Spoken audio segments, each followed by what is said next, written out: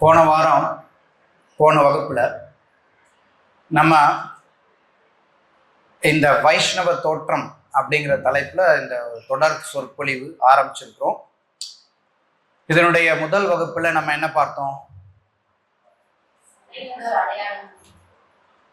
வைஷ்ணவ உடை ஏன், வைஷ்ணவ தோற்றம் அதனுடைய முக்கியத்துவம் என்ன, வைஷ்ணவ தோற்றத்தோட இருக்கிறதுல நம்ம பெருமிதம் அடைவோம், அதுல எந்த விதத்திலையும் நமக்கு ஒரு தயக்கம் இருக்கக்கூடாது அப்படிங்கிற ஒரு அறிமுகத்தை நம்ம பார்த்தோம். வைஷ்ணவ தோற்றம் எப்படி இருக்கணும் அப்படிங்கிறதுனுடைய ஒரு அறிமுகம். இப்ப இன்றைக்கு இரண்டாவது பகுதி. இதுல நம்ம முதலே சொன்ன வைஷ்ணவ தோற்றம் அப்படிங்கிறது உச்சந்தலையில இருந்து உள்ளங்கால் வரைக்கும் இருக்கு அப்படிங்கிறத பத்தி பேசணும். அப்ப உச்சந்தலையில இருந்து உள்ளங்கால் அப்படிங்கிற பட்சத்துல போன வகுப்புல ஒரு அறிமுகம் பார்த்தோம். இப்ப உச்சந்தலையில இருந்து ஆரம்பிக்கலாம், தலையில இருந்து ஆரம்பிப்போம்.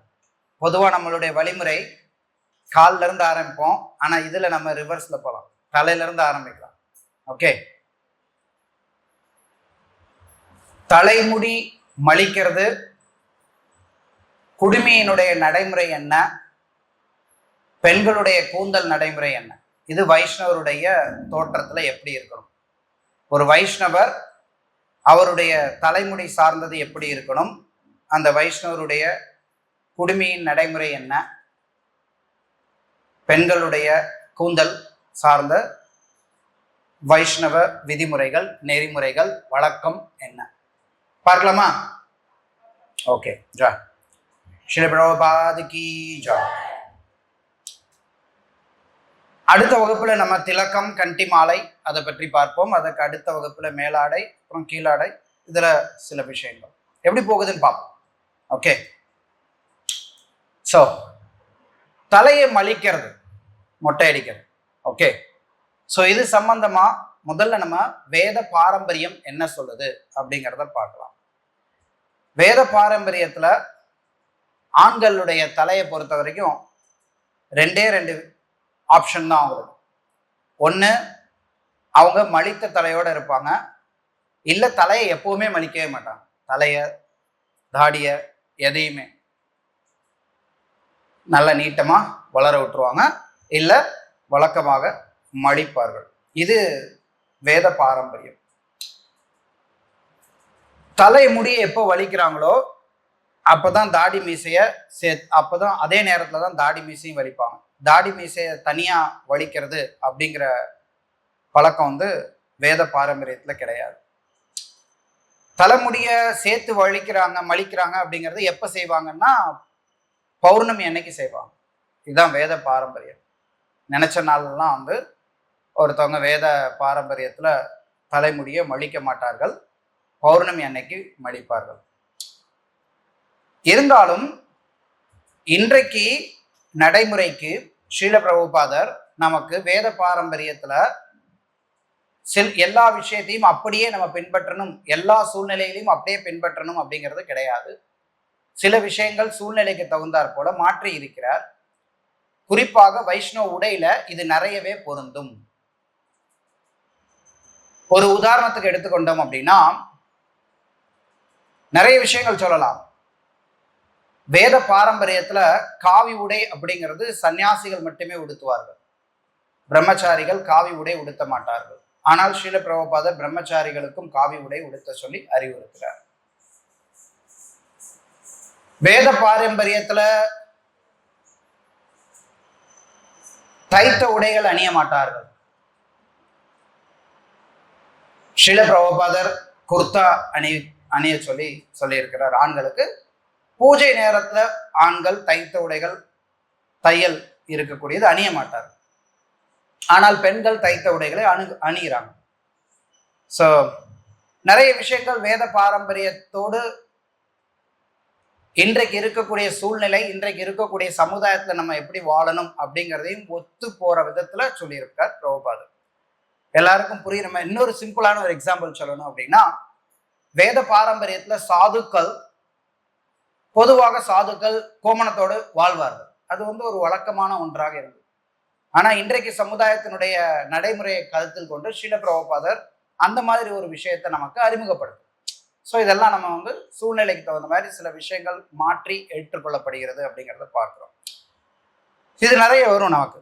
வேத பாரம்பரியத்துல என்ன இருக்கு, நம்ம அதை எப்படி பயன்படுத்திக்கிறோம், எப்படி செயல்படுத்திக்கிறோம் அப்படிங்கிறது இந்த வைஷ்ணவ உடையில தோற்றத்துல நிறையவே விஷயங்கள் நம்ம அடுத்தடுத்து வரும்போது பார்ப்போம். ஸோ இப்போ தலையை மலிக்கிறத பத்தி நான் சொன்னது இதுதான். ஆண்கள் வந்து தனியா மலிக்க மாட்டார்கள், சேர்த்துதான் மலிப்பார்கள். சில பேர் அப்படியே எல்லாத்தையுமே விட்டுட்டே இருப்பார்கள், பௌர்ணமி நாள்ல மலிப்பார்கள். இது வேத வழக்கமாக இருந்தது. ஆனால் ஸ்ரீல பிரபுபாத் நமக்கு எப்படி சொல்லி கொடுத்திருக்காருன்னா, அவர் பௌர்ணமி நாள்ல மலிக்கிறது அப்படிங்கிறது வேத வழக்கமாக இருந்தாலும் ஸ்ரீல பிரபுபாதர் அதை அந்த அளவுக்கு வலியுறுத்தல. அவர் சொன்னது என்ன அப்படின்னா, குறைஞ்சது மாசத்துக்கு ஒரு தடவை தலைய மலிச்சிடணும், தலையில இருக்க முடியும் மொத்தமா மலிச்சிடணும். ஸோ குறைஞ்சது மாசத்துக்கு ஒரு தடவை அப்படின்னு சொல்றாரு ஸ்ரீல பிரபுபாத். அவருடைய கடிதம் நம்ம இங்க படிக்கிறோம். Now you must be very careful not to become rubbish. நீங்க ரொம்ப கவனமா இருக்கணும், சும்மா குறுக்குத்தனமா கண்ணா பின்னான்னு முடி வளர்த்துக்காம இருக்கிறதுல கவனமா இருக்கணும். If you are keeping long hair, it must be removed.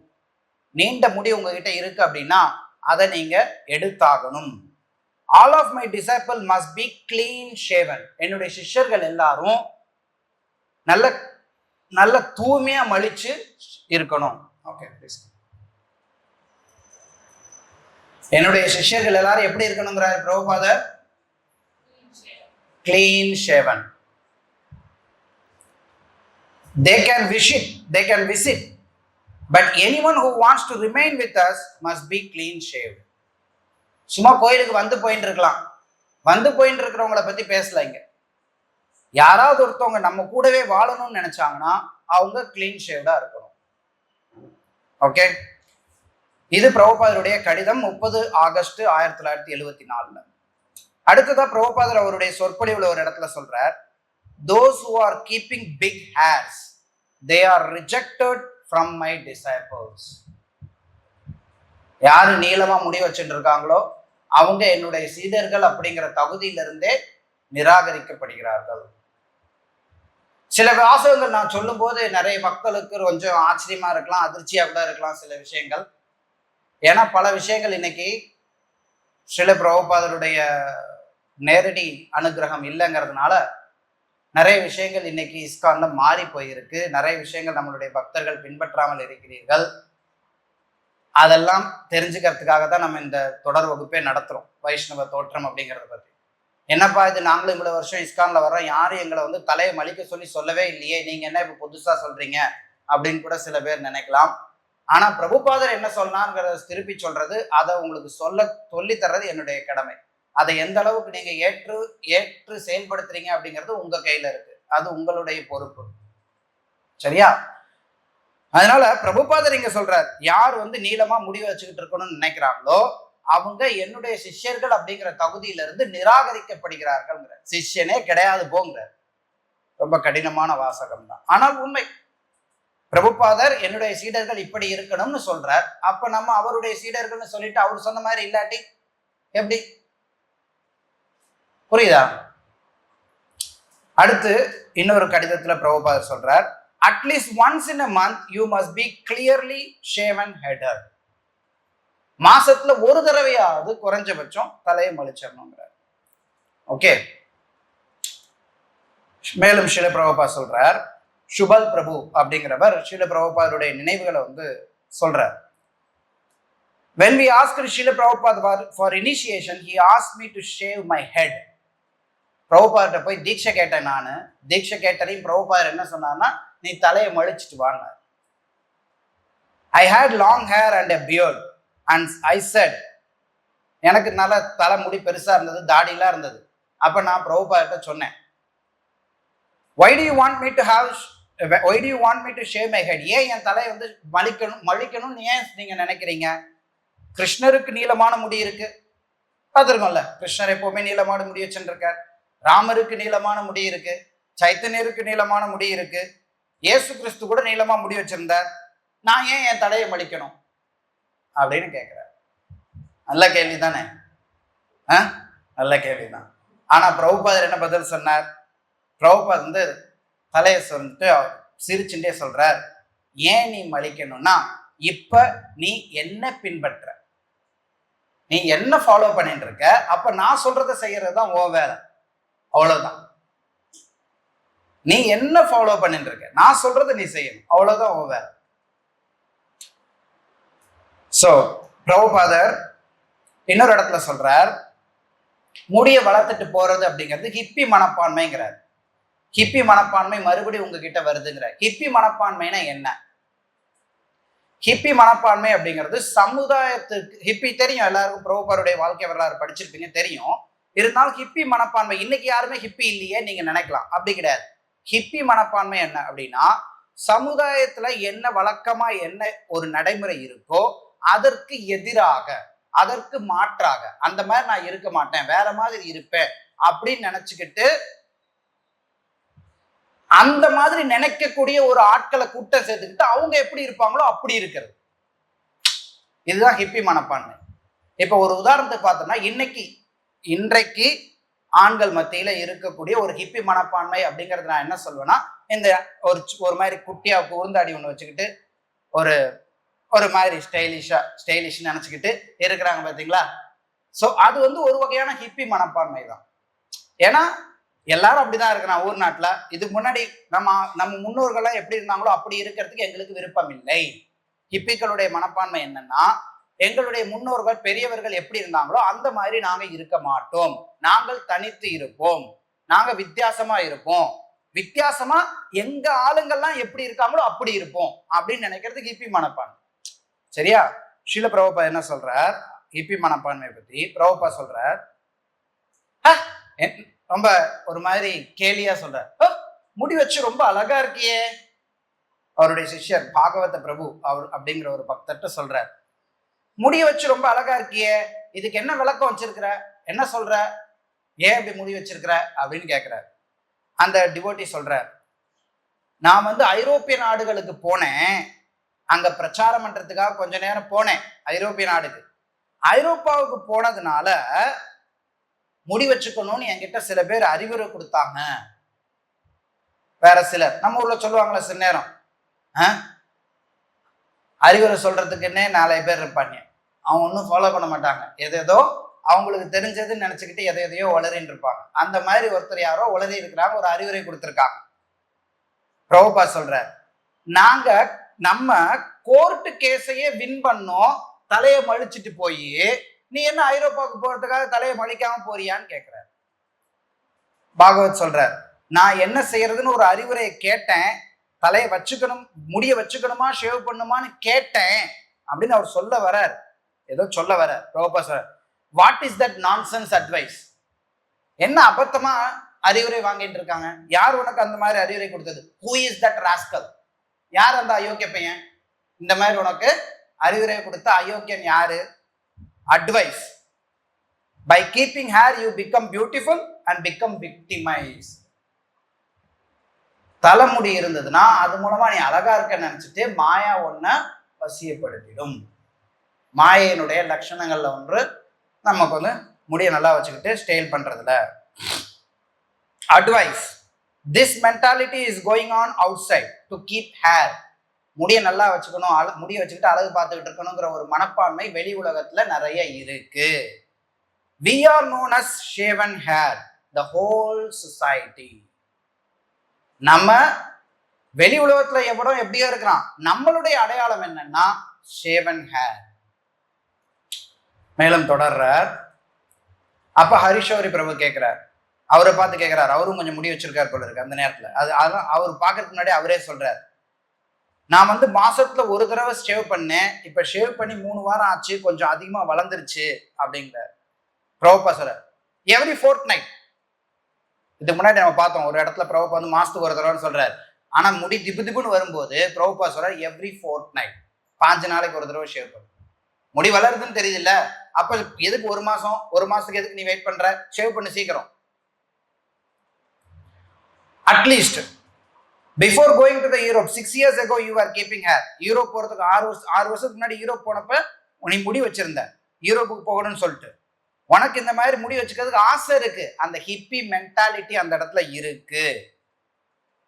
இதுக்கு நீ 1000 காரணம் சொல்லிட்டே இருப்ப. நம்ம ஊர்ல காரணம் சொல்றதுக்கு நமக்கு கத்து தரவே தேவையில்லை. காரணம் சில பேர் காரணம் சொல்ல ஆரம்பிச்சாங்க, அப்படியே என்ன சொன்னாலும் அடுத்தடுத்து ஏதோ ஒரு காரணம் சொல்லிட்டே இருப்பாங்க.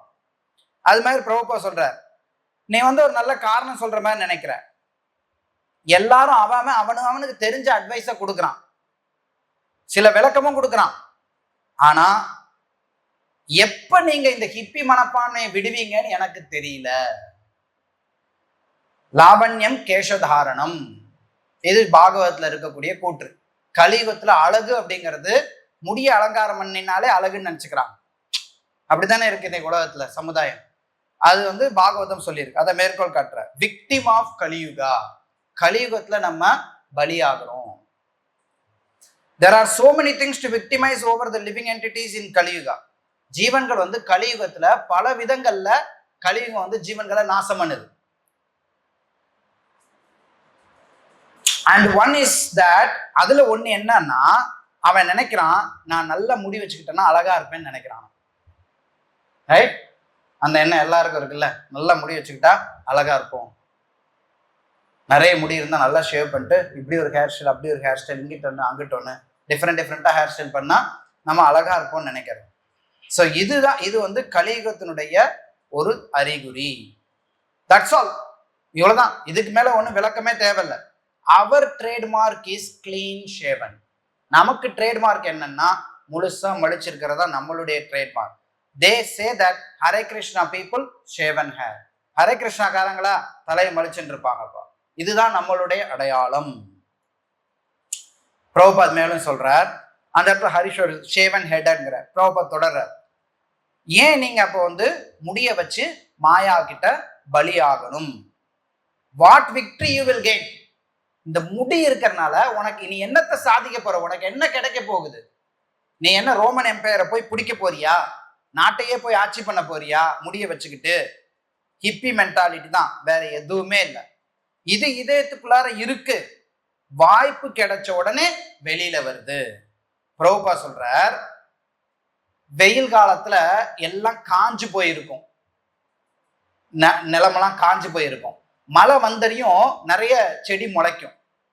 செடி முளைக்குது அப்படின்னா அந்த விதை ஏற்கனவே இருக்கு, ஆனா அதுக்கான சூழ்நிலை கிடைச்சதையும் முளைச்சுக்குது. அந்த மாதிரி பிரபுபா சொல்றார், இந்த ஹிப்பி மென்டாலிட்டி உங்களுக்குள்ளார இருக்கு, அதுக்கு சூழ்நிலை கிடைச்சதையும் நீங்க அதை மறுபடியும் வெளியில கொண்டு வந்துடுறீங்க. அதுக்கு 1000 சாக்கு போக்கு சொல்லிட்டு நீங்க வெளியில கொண்டு வரலாம். கலியுகத்துல இருக்க மக்களுக்கு முடிதான் உசுரா நினைக்கிறான். உண்டா இல்லையா? முடிய வலிக்கிறதுனா அவ்வளோ ஒரு ஈகோ அடிக்கும். வெறும் வெறும் முடிதான், ஒண்ணுத்துக்கும் பிரோஜனம் கிடையாது. ஆனா அந்த முடிய மலிக்கிறதுல எவ்வளவு ஈகோ அடிக்குது. அப்ப அந்த ஈகோவை தான் விடணும். பிரபுபா சொல்றார், நான் பார்த்திருக்கேன் என்னுடைய சிஷ்யர்கள்ல, அவங்க நம்மளுடைய கேம்பை விட்டு வெளியில போனனையும் உடனே முடிய வச்சுப்பாங்க, இம்மீடியட்லி. நிறைய பேரை நான் பார்த்திருக்கேன். when he was within the camp, நம்மளோட கேம்புக்குள்ளார இருக்கும்போது ரொம்ப நல்லா அட்வான்ஸா இருக்கிற மாதிரி தெரியறான். ஆனா வெளியில ஒரு நாள் போனரையும் முடிய வளர்த்துக்கிட்டு வேற மாதிரி ஆயிடும்.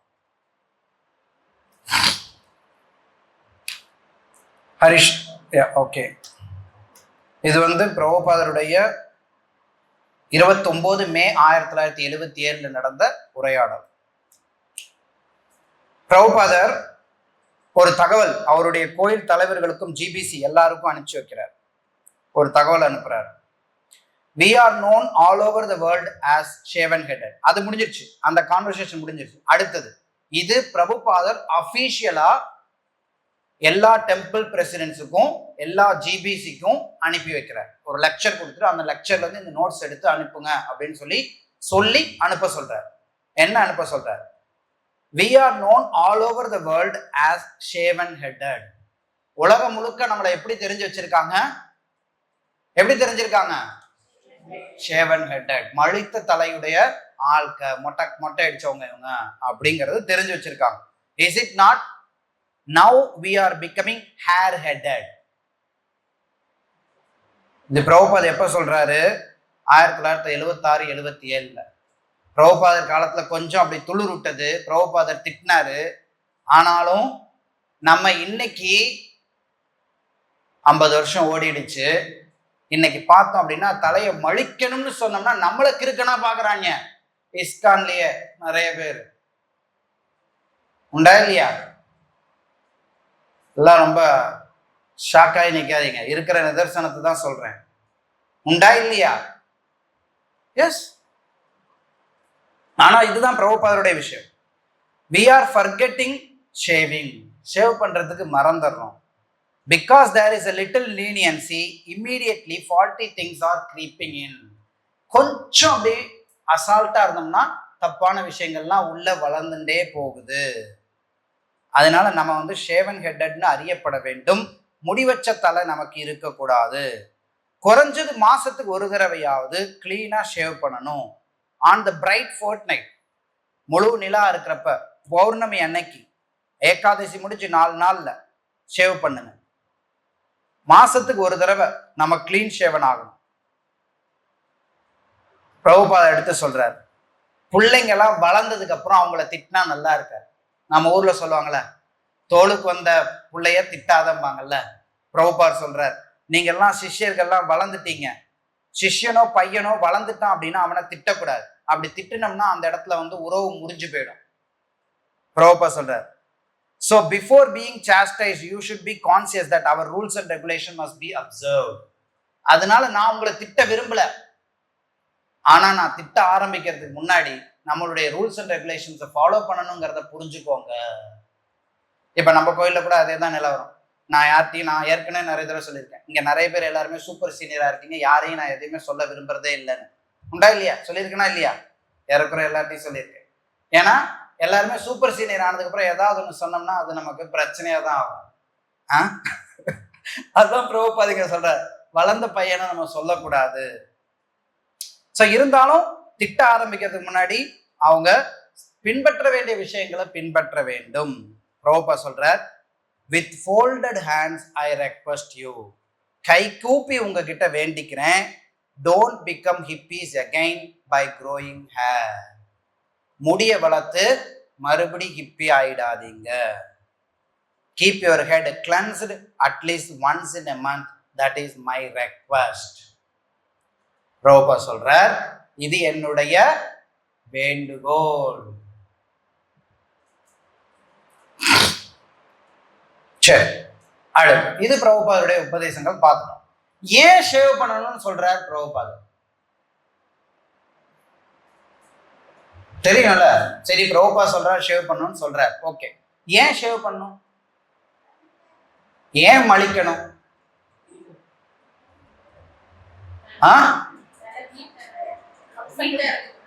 ஹீட்டா இருக்கக்கூடாது, கம்ஃபர்டபுள். அதுதான் அவன் சொல்றான். நான் எனக்கு முடி வச்சுக்கிறது தான் கம்ஃபர்டபுள். இன்னொருத்தன் சொல்றான் ஏன் ஷேவ் பண்ணணும்? பகவானுக்கு சேவை பண்ணும்போது முடி வந்து போகாத விழுந்துடும். நான் கேப் போட்டுக்கிறேன்.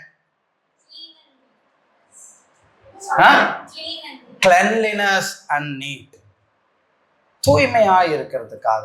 பிரபுபாதர் சொல்றார், நிறைய காரணங்கள் நம்ம சொல்லலாம். ஆனா பிரபுபாதர் மறுபடி நிறைய தடவை சொன்னது என்ன அப்படின்னா, முடி வந்து தேவையில்லாத விஷயம், இதை நீக்கிட்டு தூய்மையா இருங்க. தேவையில்லாத விஷயம் நீக்கிட்டு தூய்மையா இருங்க. இதுக்கு இந்த பதில் தான் பிரபுபாதர் நிறைய தடவை கொடுத்திருக்கார். வேற சில பதில் பார்த்தோம் அப்படின்னா, ஆயுர்வேத பிரகாரம் தலையை மலிக்கிறது அப்படிங்கிறது உடல் நலத்துக்கு ரொம்ப நல்லது. தலையை மலிக்கிறதின் மூலமா ஆயுள் அதிகரிக்கும், உடல் வலிமை கூடும், மனதினுடைய தூய்மையும் அதிகரிக்கும். இது ஆயுர்வேதத்துல சொல்லப்படுது. மீசையுடன் பிரபுபாதர் பார்த்திருக்கீங்களா? சில பேர் பார்த்திருக்கீங்க. ஷீல பிரபுபாதர்கிட்ட ஒரு தடவை அவருடைய சிஷ்யர் கேட்கிறார், நான் உங்களுடைய படம் பார்த்திருக்கேன், ஏதோ ஒரு இடத்துல பாகவதங்கிறாரு, வேற இடங்கள பார்த்துருக்கேன், நீங்க வந்து ஃபுல்லா கிளீனா ஷேவ் பண்ணாம மீசையோட இருந்தீங்களே, நீங்க ஒரு பிசினஸ் வியாபாரம் பண்ணிட்டு கிரகஸ்தரா இருந்தப்ப நீங்க மீசையோட இருந்த போட்டோவை நான் பார்த்திருக்கிறேன். அப்படின்னா நாங்கெல்லாம் கிரகஸ்தர்கள், நாங்க எப்படி இருக்கணும்? பிரம்மச்சாரி மட்டும்தான் ஷேவ் பண்ணுமா? கிரகஸ்தர்கள்லாம் மீசையோட இருக்கலாமா? கண்ணன் பிரபு, நல்ல ஐடியா தானே, நல்ல கேள்வி தானே கேட்டிருக்கிறாங்க. ஹரே கிருஷ்ணா, நல்ல கேள்வி தானே கேட்டிருக்கிறாங்க. நல்ல கேள்வியா, சரியா சரியில்லையா? நல்ல கேள்வி. இல்லைன்னா நம்ம கேட்போம், நம்ம கேட்குறோமோ கேட்கலையே மனசுல நினைச்சுப்பாங்க. பிரபுபாத் மட்டும் அப்படி இருந்தாரு, நம்மளை மட்டும் தலையை வலிக்க சொன்னாரு. அப்ப அந்த பக்தர் கேட்டார் பிரபுபாத். பிரபுபா சொல்றார், அந்த நேரத்துல நான் தீட்சை வாங்கல. நான் மீசையோட இருக்கிற படம் நான் தீட்சை வாங்குறதுக்கு முன்னாடி இருந்த படம். நான் எப்ப தீட்சை வாங்கினோ அப்பையில இருந்து ஷேவன் ஹெட்டடா தான் இருக்கேன். ஓகே, சரி, அப்படின்னா நான் தீட்சையே வாங்கலப்பா அப்படியே அர்த்தம்? அது கிடையாது அர்த்தம். அர்த்தம் வந்து அதுக்கு முன்னாடி இருந்தது வேற. அட்லீஸ்ட் தீட்சை வாங்கினதுக்கு அப்புறம் ஒருத்தவங்க ஷேவன் ஹெட்டடா இருக்கணும். சரி, அடுத்த ஒரு கேள்வி வரும். அதே கேள்வியிலே ஒரு துணை கேள்வி. கிரகஸ்தர்கள்லாம் நாங்களாம் வெளியில வேலைக்கு போறோம், அங்க போறோம், இங்க போறோம், நான் எப்படி ஷேவ் பண்ணிட்டு வேலைக்கு போக முடியுமா அப்படின்னு ஒரு கேள்வி வரலாம். கிரகஸ்தருக்கு ஏதாவது சலுகை இருக்கா இதுல அப்படிங்கிற ஒரு கேள்வி வரும். ஒருத்தர் கிரகஸ்தர் அப்படிங்கிறது கிடையாது. கிரகஸ்தரா இருந்தாலும் பிரம்மச்சாரியா இருந்தாலும் ஒருத்தர் முழு நேரமா கோயில்ல சேவை பண்ணாங்கன்னா அவங்க தலையை மழித்து தான் இருக்க வேண்டும். இது பிரபுபாதருடைய ஸ்டாண்டர்ட். இன்னைக்கு இஸ்கான்ல நிறைய கோயில்கள்ல நிறைய பக்தர்கள், கோயில்ல இருக்கிறவங்களா இருக்கட்டும், கோயில்ல சார்ந்த கிரகஸ்த பக்தர்கள் நிறைய பேர் வந்து இந்த விதிமுறையை பின்பற்றாமல் இருக்கிறத நம்ம பார்க்கிறோம். ஆனா நல்லா தெரிஞ்சுக்கோங்க, இது பிரபுபாதருடைய ஸ்டாண்டர்ட் கிடையாது. தலையை மழிச்சு குடுமையோட இருக்கிறது தான் பிரபுபாதருடைய ஸ்டாண்டர்ட். பிரபுபாத் இதை ஸ்ட்ரிக்டா நிறைய இடங்கள்ல சொல்லி இருக்கிறார். சரியா? நம்ம யாரையும் இங்க வந்து குறை சொல்றது, குத்தம் சொல்றது என்னுடைய நோக்கம் கிடையாது. இருக்கிற நிதர்சனத்தை புரிஞ்சுக்கணும், எது ஃபாலோ பண்ணணுங்கிறது தெரிஞ்சுக்கணும். சரியா? அதுவே ஒருத்தவங்க வந்து வெளியில இருக்கிறாங்க, கிரகஸ்த பக்தர்கள் வெளியில இருக்கிறாங்க, வெளியில வேலைக்கு போறாங்க அப்படின்னா அவங்க முடியோட இருக்கிறத பிரபுபாதர் ஆட்சேபிக்கல. சரியா? இப்ப கிரகஸ்த பக்தர்கள் இருக்காங்க, வெளியில வாழ்றாங்க, ஒரு இடத்துல வேலைக்கு போறாங்க, அங்க வந்து அவங்க மொட்டை அடிச்சுட்டு குடிமை வச்சுட்டு இருக்க முடியாது. அந்த மாதிரி இருக்கக்கூடியவர்கள் தலை முடியோட இருந்ததுன்னா பிரபுபாதர் அதுக்கு ஆட்சேபனை தெரிவிக்கிறார். முடிஞ்சா அவங்க கொஞ்சமா முடி வச்சுக்கிட்டு அந்த முடியிலேயே கொஞ்சம் சின்னதா ஒரு சிக்கா வச்சுக்கலாம். ஆனா அதே நேரத்துல அவங்க நல்ல பெருசா முடி வச்சுட்டு, நான் தான் வெளியில இருக்கேனே, எனக்கு லைசன்ஸ் கிடைச்சிருச்சு, ஓகே, வண்டி ஓட்டுறான்னு வச்சுக்கோங்க. வண்டி ஓட்டுறவனுக்கு லைசன்ஸ் கிடைச்சிருச்சுன்னா அவன் என்ன பண்ணுவான்? வண்டியை தாறுமாறா ஓட்டலாமா? நோ என்ட்ரியில போலாமா? நினைச்ச மாதிரி ஓட்டலாமா? கிடையாது. அது மாதிரி நான் கிரகஸ்தன், நான் வெளியில இருக்கேன், எனக்கு ஒரு லைசன்ஸ் இருக்கு, நான் பாட்டு முடிய என்னுடைய எனக்கு பிடிச்ச மாதிரி ஸ்டைல் பண்ணிக்கிறேன் அப்படின்னா அது கிடையாது. கம்மியா வைங்க. கிரகஸ்தரா இருக்கிறோம், வீட்டில் வெளியில வேலை செய்யறோம் அப்படின்னா எவ்வளவுக்கு எவ்வளோ கம்மியா வைக்க முடியுமோ அவ்வளவுக்கு எவ்வளோ கம்மியான முடிய வச்சுக்கிறதுக்கு பாருங்க. கிரகஸ்தரா இருக்கிறதே சலுகை அப்படின்னு நினைச்சிட்டு வாழக்கூடாது. சில பிரபுபா சொல்றார் ஒரு கடிதத்துல, அன்லஸ் அப்சல்யூட்லி நெசசரி, மிக முக்கியமான தேவை அப்படிங்கிறது இல்லாட்டி ஒருத்தர் வந்து தலையை ஷேவ் பண்ணி தான் இருக்கணும், முடிய நிறைய வளர்க்க கூடாது. தேவைப்பட்டது, உண்மையிலேயே தேவை அப்படின்னா ஒரு அமெரிக்கன் ஜென்டில்மேன் எப்படி இருப்பானோ, கொஞ்சமா முடி வச்சுட்டு இருப்பானோ அந்த மாதிரி இருக்கலாம். பிரபுபாதர் சொன்ன காலத்துல இந்த காலத்துல நிறைய மாறிடுச்சு. இந்த காலத்துல பார்த்தோம் அப்படின்னா ஹேர் ஸ்டைலிஸ்டுக்கு ஒரு பெரிய ஒரு தொழிலாயிடுச்சு. என்னென்னமோ டிசைனா வெட்டுறாங்க பசங்க, இப்படி ஒரு கட்டிங், அப்படி ஒரு கட்டிங், அதுக்கு என்னப்பா பேரு? புள்ளிங்க கட்டிங் அப்படிங்கிறாங்க. ஏதோ சொல்றாங்க, புதுசு புதுசா பேர் வைக்கிறாங்க, அங்கங்க குச்சி கொதறி வச்சுக்கிட்டு அதுக்கு பேரெல்லாம் ஹேர் ஸ்டைல்னு சொல்லிக்கிட்டு இன்னைக்கு நிறைய போகுது.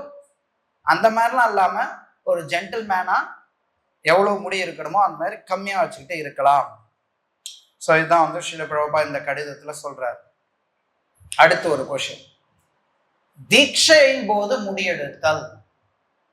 துரதிருஷ்டவசமா இன்னைக்கு நிறைய இடங்கள்ல இதை சொல்லி கொடுக்கறது கூட இல்லை.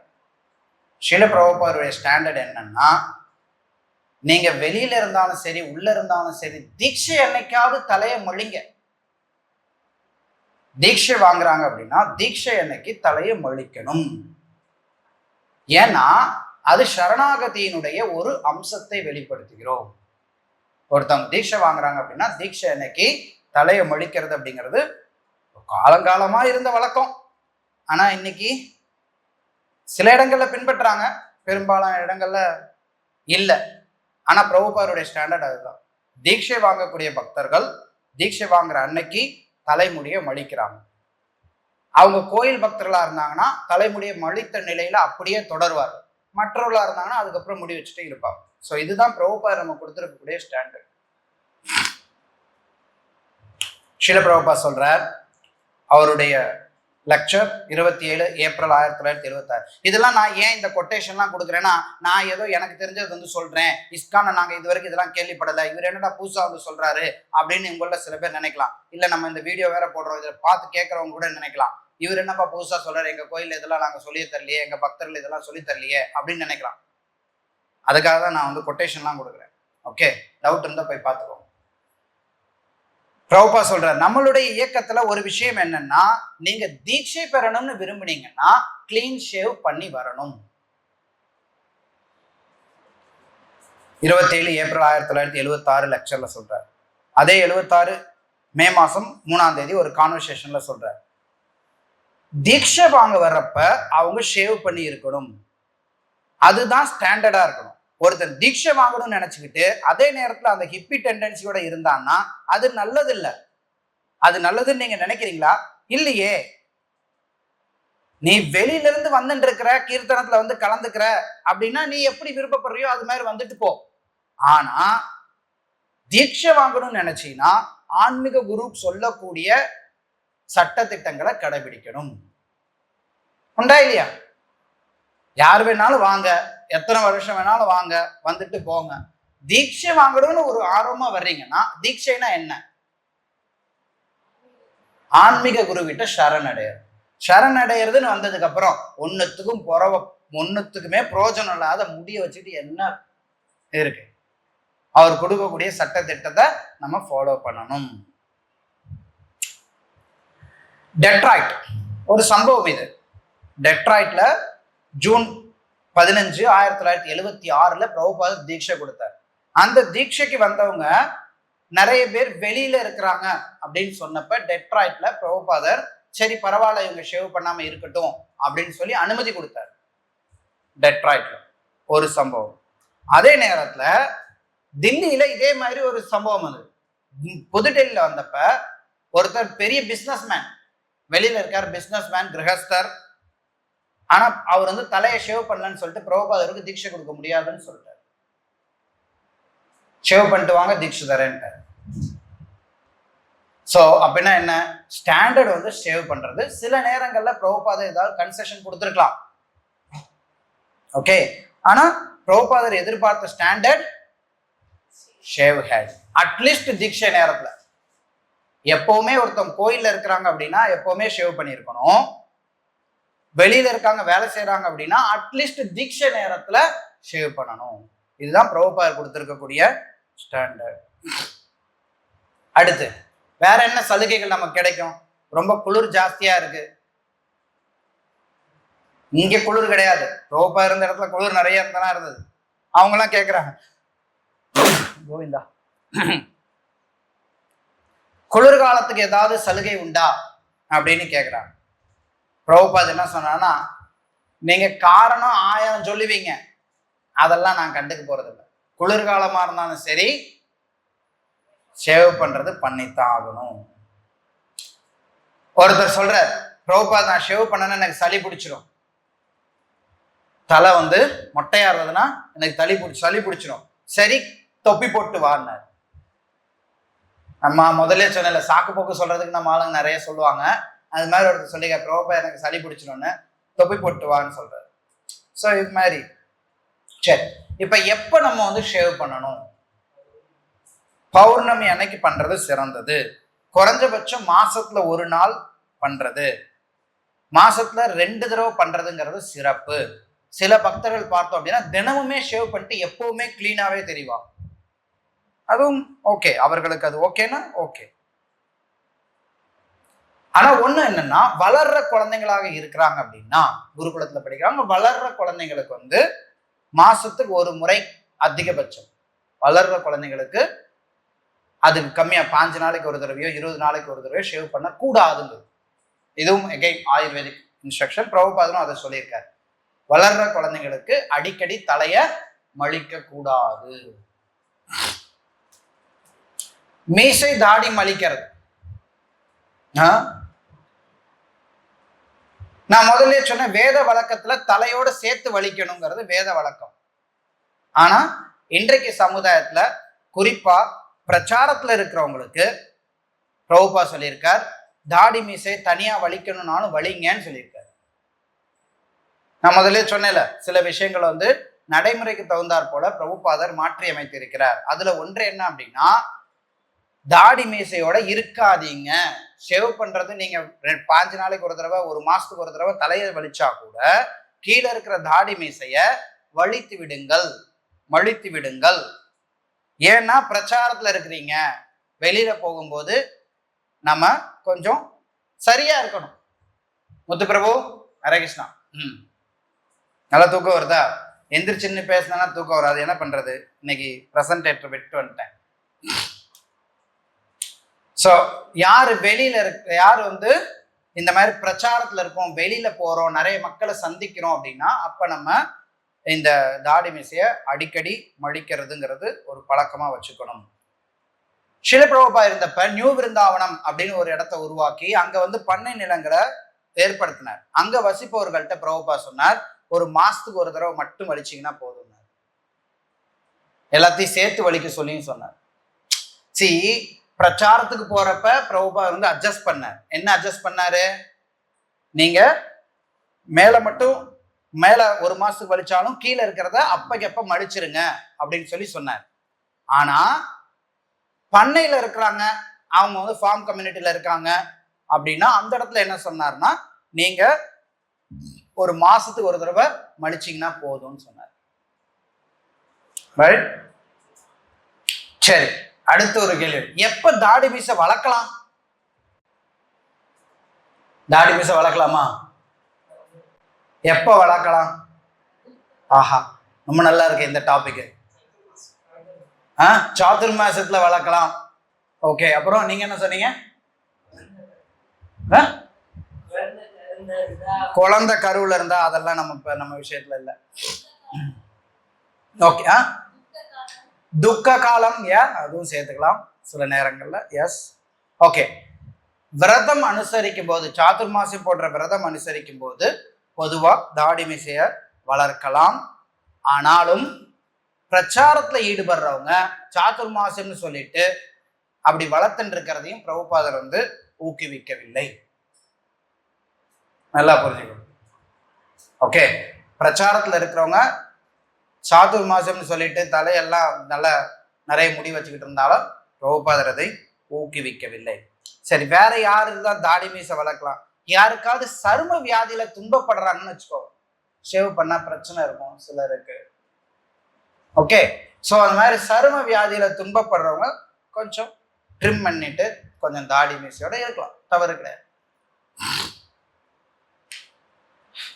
பாரம்பரியமா ஹிந்து சாதுக்கெல்லாம் நீண்டமா முடி வச்சுக்கிட்டு தானே இருப்பாங்க, நல்லா நீளமா தான் தாடி வச்சுக்கிட்டு தானே இருப்பாங்க. நீங்க என்ன வலிக்க சொல்றீங்க? பிரபுபாதர் அதை அனுமதிக்கல. One line words.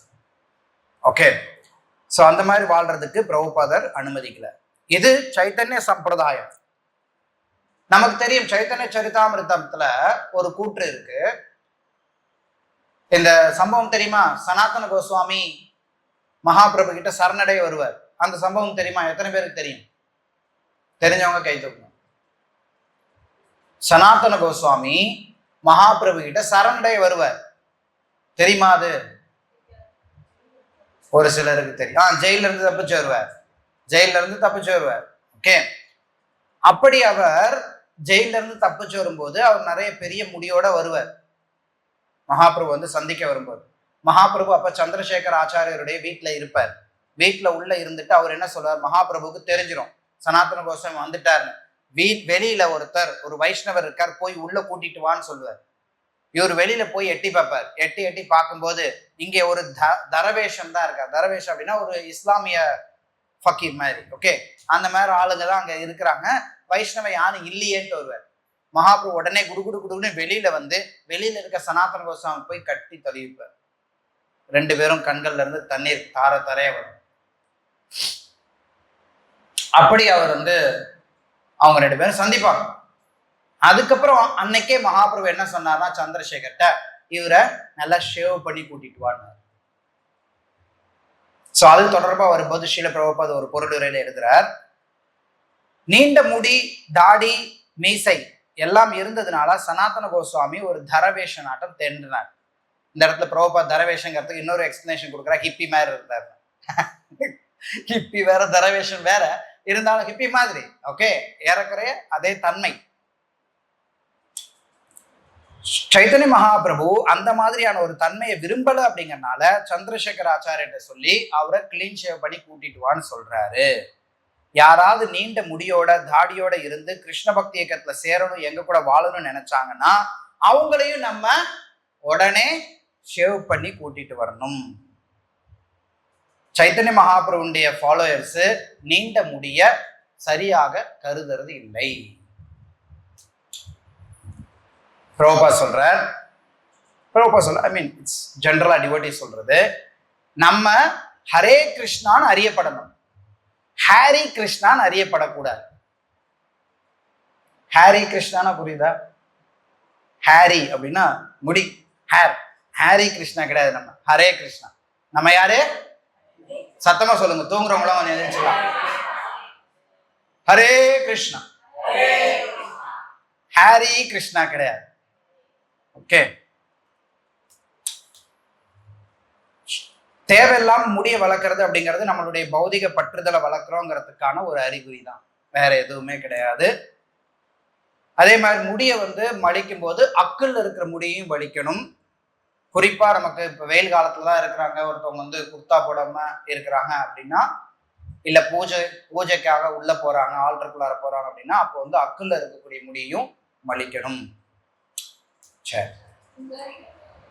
பூஜாரிகள் எல்லாமே பூஜாரிலாம் தாடி வச்சுக்கிட்டு இருக்காங்களா? ஹரே கிருஷ்ணா, ஹாரி கிருஷ்ணா நம்ம பரம்பரை கிடையாது. யாராக இருந்தாலும் கோயில்ல இருக்கிறாங்க அப்படின்னா இதுதான் ஸ்டாண்டர்ட்னு பிரபுபாத் சொல்லியிருக்காரு. That's it. அதுல யாரு ஃபாலோ பண்றாங்க, யாரு ஃபாலோ பண்ணலங்கிறது உங்களுடைய டிசிஷனுக்கு நான் விட்டுறேன். பிரபுபாதருடைய ஸ்டாண்டர்ட் என்னன்னு நம்ம தெரிஞ்சுக்கணும், அதுதான் நம்மளுடைய கடமை. நம்ம ஃபாலோ பண்ணுவோம், அடுத்தவங்க ஃபாலோ பண்ணலங்கிறத பத்தி நம்ம அதை அந்த நிலையில நம்ம இருந்தோம்னா நம்ம அதை பத்தி யோசிக்கலாம். ஓகே, நம்ம என்ன ஃபாலோ பண்ணணுங்கிறது நம்ம தெரிஞ்சுக்கணும். சரி, இப்ப தலையை மலிக்கணும்னு சொன்னீங்க, மலிச்சுட்டு மொத்தமா மலிச்சு விட்டுலாமா? கிடையாது, சிக்கா வைக்கணும், குடுமி வைக்கணும். ஏன் குடுமி வைக்கணும்? குடுமி இல்லாம தலையை மலிக்கிறதுனா பௌத்தர்களுடைய அடையாளம். பௌத்தர்கள் தெரியுமா? புத்த மதத்தினர். அவங்க தான் குடுமி இல்லாம தலையை மொட்டையா முழுசா மலிப்பார்கள். பௌத்தர்கள் பார்த்துருக்கீங்களா? யாரு பார்த்துருக்கீங்க? நீங்க பார்த்துருப்பீங்க, இலங்கையில நிறையவே சுத்தி முத்தி போனா எங்க போனாலும் அவங்க தான் இருப்பாங்க. பௌத்த சாதுக்கள், பிக்குகள், பிக்ஷுக்கள். சோ அவங்க வந்து முழுசா மலிச்சிருப்பாங்க. மாயாவாத சன்னியாசிகளும் முழுசா மலிப்பாங்க. மாயாவாதத்துல சன்னியாசிகள் மட்டும் முழுசா மலிப்பாங்க, மற்ற கிரகஸ்தெல்லாம் குடுமி வச்சிருப்பான். கிரகஸ்த பிரம்மச்சாரியெல்லாம் குடுமி வச்சிருப்பான், சன்னியாசிகள் வந்து முழுசா மலிப்பாங்க. சோ நம்ம வந்து அப்படி கிடையாது. வேத வழக்கத்துல ஒருத்தவங்களுக்கு வந்து உபநயனம் கொடுக்குறாங்கல்ல, உபநயனத்தோட சேர்த்து மந்திரம் சொல்லி குடுமி வைப்பாங்க. அந்த குடுமி ஒன்ஸ் வச்சுட்டாங்க அப்படின்னா அதை எடுக்கவே மாட்டாங்க. அதுதான் வேத வழக்கம். இந்த குடுமி இருந்ததுன்னா அவன் வேதம் படிக்கிறதுக்கு அவனுக்கு தகுதி இருக்குன்னு அர்த்தம். குடுமி இல்லாம ஒருத்தன் வேதம் படிக்க முடியாது. குடுமி இருந்தாதான் சிஷ்யன் ஆயிருக்காங்கிறது அர்த்தம். சிஷ்யன் ஆயிருக்கான், படிக்கிறான், வேதம் படிக்கிறாங்கிறது லட்சணம். இதை ஒருபோதும் குடுமியை வந்து எடுக்கிறது கிடையாது. குடுமி இல்லாம வேதம் படிக்கிறதோ யாகம் பண்றதோ தானம் பண்றதோ எதுவுமே செய்ய முடியாது, கூடாது. குடுமி இல்லைன்னா பூஜை பண்ண முடியாது, குடுமி இல்லைன்னா யாகம் பண்ண முடியாது, குடுமி இல்லைன்னா வேதம் படிக்க முடியாது. சாஸ்திரம் சொல்லு, நான் சொல்ல. பிராமண தீட்சை பெற்றவர்களும் பூஜையில் ஈடுபடுபவர்களுக்கும் குடுமி அத்தியாவசியம், கம்பல்சரி. குடுமி வைத்தல் தலையின் முக்கிய நாடியை பாதுகாப்பதாக ஆயுர்வேதம் கூறுகிறது.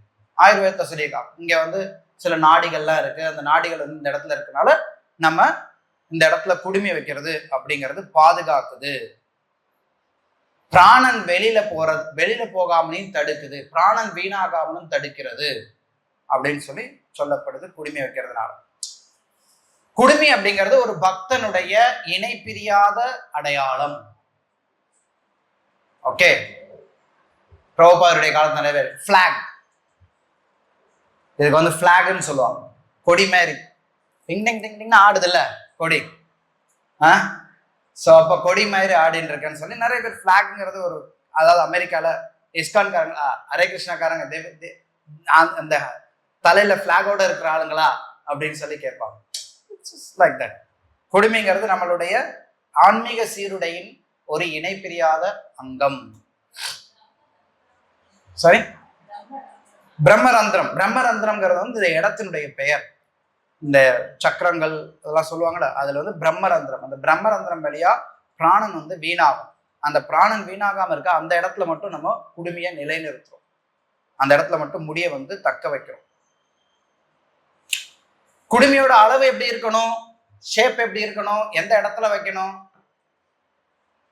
ஓகே, அவங்கவுங்க எந்தெந்த சம்பிரதாயத்துல இருக்காங்களோ சம்பிரதாயத்துக்கு தகுந்த மாதிரி குடுமையோட சைஸ் இருக்கும், குடுமையோட இடம் இருக்கும். சில பேர் முன்னாடி இந்த இடத்துல குடுமி வச்சிருப்பாங்க, சில பேர் முழு தலையோட குடுமி சேர்த்து வச்சிருப்பாங்க.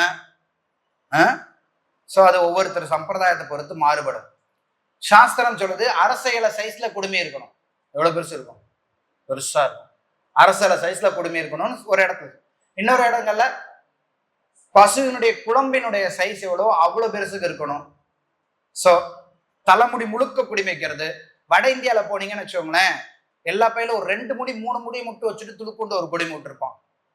வால் மாதிரி குடுமி விடுறது. இது மாதிரி நிறைய மெத்தட் இருக்கு.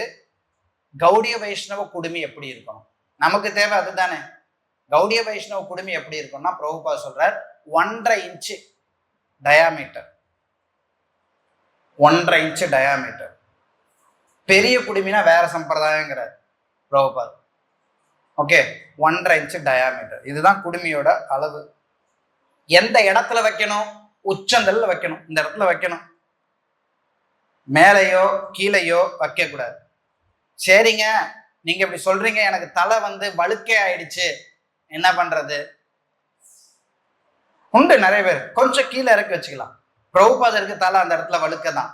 பிரபுபாதர் நீங்க கவனிச்சிங்கன்னா தெரியும், பிரபுபாதர் அவருடைய குடுமையே கொஞ்சம் கீழே தான் இருக்கும்.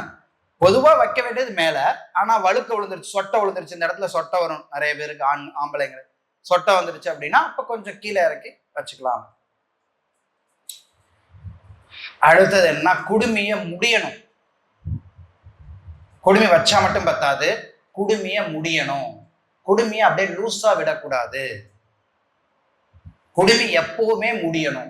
எப்ப அப்படி முடியல அப்படின்னா, குடுமி முடியப்படலைன்னா பிராணன் வந்து இழக்கப்படுகிறது, உடல் ஆரோக்கியத்துக்கு உகந்தது கிடையாது. குடுமிய முடிச்சு போட்டு நிறுத்தணும். சரி, எத்தனை முடிச்சு போடுறது? மேல ஒரு முடிச்சு, கீழே ஒரு முடிச்சு, டிசைனா முடிச்சு போடலாமா? சில பேர் ஒளிஞ்சுக்கிட்டு இருக்கிறாங்க, முடிச்சிருக்காங்களா தூங்குறாங்க. நிதிஷ் இப்படி உட்காருப்பா, ஒன்னெல்லாம் அடிக்கடி பார்க்க முடிய மாட்டேன். இல்ல சில பேர் ஒன்னு சொல்ல, அங்கிட்ட கூட மாதாஜிஸ்லாம் சில பேர் தெரிய மாட்டேங்கிறாங்க. நம்ம கடைசியில இருக்கிறவங்க எல்லாம் தெரிய மாட்டேங்கிறாங்க. ஒரு முடிச்சு போட்டா போதும் குடுமிக்கு. சரி, முடி ரொம்ப நீளமா இருக்குன்னு வச்சுக்கோங்க, அப்ப அந்த முடியிலேயே சுத்தி ஒரு முடிச்சு போடணும். முடியிலே குறுக்க சுத்துவோம், குறுக்க சுத்திட்டு ஒரு முடிச்சு போடுவோம் கடைசியா. குடுமிக்கு பின்னல் போட்டு முடிக்க கூடாது. பின்னல் அப்படிங்கிறது பெண்களுடைய சிகை. ஷிகா அப்படிங்கிறது தான் சிகை. எல்லாம் வந்து ஒண்ணுதான். ஷிகா சிகை சேம். ஓகே, பின்னல் அப்படிங்கிறது பெண்களுக்கு தான். ஆண்கள் வந்து தங்களுடைய குடுமியில பின்னல் போடக்கூடாது. சில நேரங்கள்ல குடுமிய முடியக்கூடாது. உறங்குறப்ப, மலம் கழிக்கிறப்ப, வீட்டுல தீட்டுன்னா அந்த துக்கம் அனுசரிக்கிற நாள் வரைக்கும், இல்ல மரண வீட்டுக்கு நம்ம போயிருக்கிறோம் அப்படின்னா அந்த நேரத்துல குடுமிய அவிழ்த்து விட வேண்டும். Daily night கலட்டுறோம். தூங்குறப்ப மலம் கழிக்கிறப்ப குடுமிய அவிழ்த்து விடணும். டெய்லி மரண வீட்டுக்கு போறோம்னா அவிழ்த்து விடணும். மரண செய்தி கேள்விப்படுறோம் அப்படின்னா அவிழ்த்து விடணும். நமக்கு ரொம்ப நெருக்க சொந்தக்காரங்க இருக்காங்க, துக்கம் அனுசரிக்க வேண்டிய சூழ்நிலை இருக்கிறோம்னா குடுமையானது அவிழ்க்கப்பட வேண்டும். எண்ணெய் தேய்க்கிறோம், குளிக்கிற போது கிளீன் பண்றோம் அப்படின்னா அந்த நேரத்தையும் நம்ம குடுமையை அவிழ்த்து தான் பண்ணி ஆகணும். இல்லைன்னா அது செய்ய முடியாது. மற்ற நேரங்கள்ல அவிழ்க்க கூடாது. அவிழ்ந்த குடுமி அமங்கலமானது. நல்லா புரிஞ்சுக்கணும். குடுமி ஷிகா அவிழ்ந்து இருந்தால் அது அமங்கலம். சரியா? சின்ன குடுமையா இருக்கு, முடிச்சு போட முடியல அப்படின்னா கட்டி ரப்பர் பேண்ட் கூட போட்டுக்கோங்க. ஆனா குடுமி அவிழ்ந்து இருந்தால் சத்தமா சொல்லுங்க, அமங்கலம். சரி, சாஸ்திரம் சொல்லுது, வியாச ஸ்மிருதி, குடுமி இல்லாம ஒருத்தன் எந்த கர்மா பண்ணாலும் அது அசுர கர்மான்னு சொல்லுது. குடுமி இல்லாமல் செய்யப்படக்கூடிய கர்மங்கள், தானம், தவம், யாகம், இது எல்லாமே அசுர கர்மம்னு சொல்லுது. மனுஸ்மிருதி சொல்லுது, தானம், ஜபம், யாகம், பித்ரு கர்மங்கள் முதலிய சடங்குகளில் குடுமி கண்டிப்பாக முடியப்பட்டிருக்க வேண்டும். கண்டிப்பா முடிச்சு போட்டிருக்கணும். இந்த மாதிரி ஏதாவது சடங்கு பண்ற நேரத்துல குடுமி இல்லாத கர்மங்கள் பலனை கொடுக்காதுன்னு காத்யாயனி ஸ்மிருதி சொல்லுது. சரியா? ஓகே, இப்ப இதுவரைக்கும் ஆண்களுக்கான விஷயங்கள் பார்த்தாச்சு. இப்ப பெண்களுக்கான விஷயங்களையும் பார்ப்போம். பெண்கள் அவர்களுடைய கூந்தல் எப்படி இருக்கணும்? ஆம்பளைங்க சொல்றதெல்லாம் கேட்டுப்போங்க, பெண்கள் சொல்றதெல்லாம் நான் கேட்க மாட்டேன். பெண்களை பத்தி சொல்றதுக்கு நீங்க யாருங்க? நீங்க ஆம்பளை பத்தி மட்டும் பேசுங்க, பொம்பளைங்களை பத்தி நீங்க எதுக்கு பேசுறீங்க? இப்படி நிறைய பேர் நிறைய கேள்விகள்லாம் வரும். கேட்கறவங்க கேட்டுக்கோங்க, கேட்காதவங்க, ஏன்னா என்னுடைய கடமை. பிரபுபாதர் என்ன சொல்லியிருக்காரு, ஆச்சாரியர் என்ன சொல்லியிருக்காங்கிறத திருப்பி சொல்ல வேண்டியது என்னுடைய கடமை. பின்பற்றுபவர்கள் பின்பற்றுங்கள், மற்றவர்கள் அவர்களுடைய நிலை. ஆண்களுடைய குடுமி எப்படியோ, எப்படி முடியணுமோ, ஷிக்கா எப்படி முடியப்பட்டிருக்க வேண்டுமோ, அதே மாதிரி பெண்களுடைய கூந்தலும் முடியப்பட்டிருக்க வேண்டும். முடியப்படாத கூந்தல் அமங்கலமானது. முடியப்படாத கூந்தல் அமங்கலமானது. கடைசியாக முடியப்பட்டிருக்க வேண்டும். கடைசியாக முடியப்பட்டிருக்க வேண்டும். முடியப்படாத கூந்தல் அமங்கலமானது. ஆண்களுடைய குடுமி முடியப்படாம இருக்க கூடாது. முதல்ல சொன்னேன்ல, எல்லாரும் சேர்ந்து சொன்னோம்ல, முடியப்படாத குடுமி, முடியப்படாத கூந்தல். இதுக்கு சத்தம் குறைய கூடாது, அதே சத்தத்துல சொல்லணும். சரியா? முடியப்படாத குடுமியும் அமங்கலமானது, முடியப்படாத கூந்தலும் அமங்கலமானது. ஃபேன்சியா ஹேர் ஸ்டைல் வச்சுக்கிறது அப்படிங்கிறது கலியுகத்துல எல்லாருடைய அறிகுறி. ஆனா நம்ம ஒரு ஹேர் ஸ்டைல் ஃபாலோ பண்ணலாம்.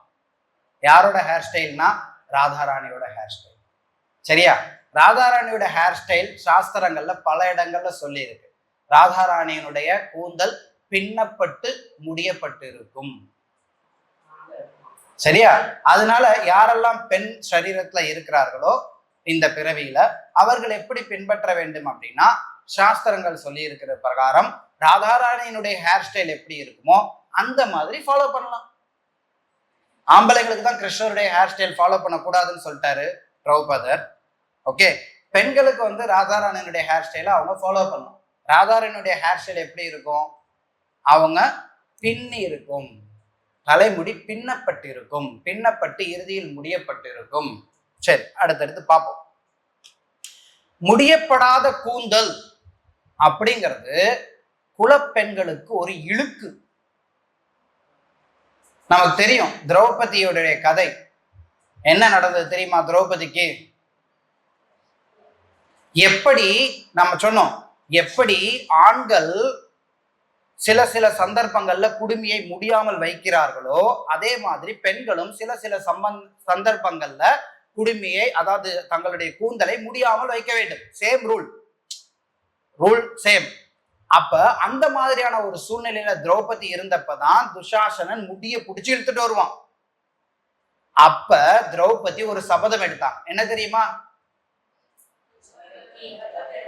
துஷாசனனுடைய ரத்தத்தை எடுத்து பூசுற வரைக்கும் நான் என் தலை முடிய மாட்டேன். அந்த முடி அவிழ்ந்து கடக்கக்கூடிய திரௌபதியுடைய கூந்தலை பார்க்கும் போதெல்லாம் பீமனுக்கு வந்து பிரஷர் ஏறும். குறிப்பா பீமனுக்கு சாஸ்திரம் சொல்லும், பீமனுக்கு அதை பார்க்கும் போதெல்லாம் கோபம் பொத்துக்கிட்டே வரும். தன்னுடைய கணவனுக்கு இப்படி தான் இருக்கிறத பார்த்து கோபம் வரணுங்கிறதுக்காகவே திரௌபதி வந்து தலை முடியாமல் இருந்தார். ஏன்னா ஒரு குலப்பெண்ணுக்கு அது வந்து ஒரு இழுக்கு. எனக்கு ஏற்பட்ட அவமானத்தை அவர்கள் மறந்துவிடக் கூடாது, எக்காரணம் கொண்டும் என்னுடைய கணவன்கள் மறந்துவிடக் கூடாதுங்கிறத நினைவுபடுத்துறதுக்காக திரௌபதியும் ஒரு சத்திரிய பெண்மணி, வீரம் நிறைந்த பெண்மணி. ஓகே, சோ அப்ப திரௌபதி அந்த தன்மையை வெளிப்படுத்துகிறார். கூந்தலை முடியாமலே இருந்தார். எத்தனை வருஷம் 15 வருஷம், கிட்டத்தட்ட 14 வருஷம் அவங்களுடைய வனவாசமே ஓடிச்சு. 13+1. அதுக்கப்புறம் போர் நடக்குது. போருக்கு ஏற்பாடுகள் நிறைய நடக்குது. 15 வருஷம் கூந்தலை முடியாமல் ஒரு பெண் இருந்து தான் சாதிக்க நினைத்ததை சாதித்தாள். ஆனால் அது ஒரு பொதுவாக ஒரு குலப்பெண்ணுக்கு, ஒரு குலத்திற்கே அவமானம்னு சொல்லுது. அதுதான் திரௌபதி வந்து காட்டுறாங்க. நான் தலைமுடியை இப்படி முடியாம இருக்கிறது பாண்டவ குலத்திற்கே அவமானம். அந்த அவமானத்தை தான் சுட்டி காட்டுறதுக்காகத்தான் அவளை அப்படி வாழ்ந்தாள். கண்ணகி தெரியும், கண்ணகியும் தலைவிரி கோலத்தோட போய் பெரிய ஒரு பிரச்சனையே பண்றான். ஏன்னா அந்த தலைவிரி கோலம், கூந்தல் முடியாம இருக்கிறது அப்படிங்கிறது ஒரு பொதுவா ஒரு இழுக்கு, ஒரு அவமானத்தினுடைய ஒரு சின்னம், ஒரு ஏமாற்றத்தினுடைய ஒரு சின்னம், ஒரு போராட்டம், இதெல்லாம் வெளிப்படுத்தக்கூடியதுதான் தலைவிரி கோலம். இது ஆண்களுக்கும் பொருந்தும், பெண்களுக்கும் பொருந்தும். ஓகே, குடுமிக்கும் பொருந்தும், கூந்தலுக்கும் பொருந்தும். பெண்களுடைய கூந்தல் பின்னப்படணும் அப்படின்னாலும் நடுவுல வாகு எடுக்கணும். நிறைய பேர் இன்னைக்கு எப்படி எடுப்பாங்கன்னா அப்படி ஸ்டைலா அப்படி மொத்தமா வாகு எடுத்துட்டு போயிடுவாங்க. ஆனா நடுவுல வாகு எடுத்து 2ஆக பிரிச்சு அதன் பிறகு பின்னாடி பின்னணும். இதுதான் சரியாக ஒருத்தருடைய முடியை எப்படி பின்னணுமோ அது. எல்லாம் அவங்க தலையை பார்க்க வேண்டாம், நான் யார் தலையும் பார்க்கல. ஓகே, ஆனா விஷயம் என்னன்னா நம்ம அடுத்தடுத்து ஃபாலோ பண்றதுக்கு தான் நம்ம தெரிஞ்சுக்கணும். ஓகே, இது வரைக்கும் தெரியல, ஃபாலோ பண்ணல சில பேர், அதனால தவறு கிடையாது, நல்லா புரிஞ்சுக்கோங்க. ஷிகா கூட நிறைய பேர் வந்து முடியாம இருப்பாங்க, எல்லாமே இருக்கும், இருக்கிறதா பாக்குறோம். தெரிஞ்சுக்கிறதுக்கு தான் நம்ம இந்த கிளாஸ்ல இருக்கிறோம். யாரையும் நம்ம வந்து குறை சொல்றதுக்கோ அவமானப்படுத்துறதுக்கோ கிடையாது. ஓகே, நம்ம தெரிஞ்சுக்கணும். நடுவுல வாகு எடுத்து, இதான் நான் முதல்ல சொன்னேன், யாரோட ஸ்டைலு? ராதாராணியோட ஸ்டைல். நடுவுல வாகு எடுத்து 2ஆ பிரிச்சு பின்னாடி பின்னி கடைசியில முடியணும். சோ இதுதான் பெண்களுடைய கூந்தலுக்கான வழிமுறை. அதுல திருமணமான பெண்கள் அந்த வாகுல குங்குமம் இட வேண்டும். தமிழ்நாட்டுல இந்த வழக்கமே இல்லைங்க. தமிழ்நாட்டுல இல்ல, நம்ம கௌடிய வைஷ்ணவர்கள், நம்ம கௌடிய வைஷ்ணவ வழக்கத்தை பின்பற்றலாம். கௌடிய வைஷ்ணவ வழக்கத்தின்படி அந்த நடுவில் இருக்கக்கூடிய வாகு இருக்கக்கூடிய அந்த இடத்துல திருமணமான பெண்கள் குங்குமம் விட வேண்டும். ஷில பிரபுபாத் அவருடைய சொற்பொழிவுல 1973 மே மாசம் 3ஆம் தேதி சொல்றார், ஓரமா வாகெடுத்தாங்கன்னா வேத பாரம்பரியத்துல அது வேற மாதிரியான பெண்களை குறிக்குங்கிற பிரபுபாத் யாருன்னு சொல்றாரு. நான் அதை வந்து கொஞ்சம் டீசெண்டா சொல்றேன், எல்லாருக்கும் புரிஞ்சிருக்கும். அதாவது குலப்பெண்கள் நடுவுல வாகெடுத்து சீவுவார்கள், குலப்பெண்கள் அல்லாதவர்கள் புரிஞ்சுக்கலாம். ஓகே, அவர்கள் வந்து ஓரமா வாகெடுத்து சீவுவாங்க. ஒருத்தவங்களுடைய தலைமுடியை பார்க்கும் போதே வேத பாரம்பரியத்துல இவங்க வந்து குலப்பெண்ணா வேற மாதிரியான பெண்ணா அப்படிங்கறத அடையாளப்படுத்திடுவாங்க. ஐ மீன் எஸ், ரோபா சொல்ற சரியா. பின்னல் இல்லாமல் சிதறிய முடிகளோட எடுக்கிறது அப்படிங்கிறது விதவைகள் அப்படி இருக்கணும்னு சொல்றோம்.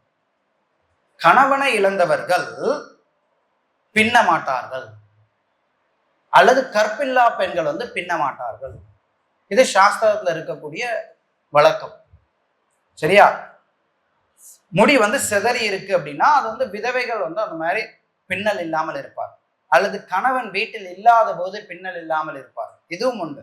நான் தான் முதலே சொன்னல, எப்பெல்லாம் பின்னல் இல்லை, எப்பெல்லாம் சிக்கை முடிய மாட்டாங்களோ அது எல்லாமே சேம், அதே மாதிரி விஷயங்கள் தான். சரி, அடுத்த ஒரு கேள்வி. கூந்தலில் பூ சூடலாமா? என்கிட்ட அது கேட்டிருக்காங்க, தமிழ்நாட்டிலே கேட்டிருக்கிறாங்க. என்ன பதில் சொல்லலாம்?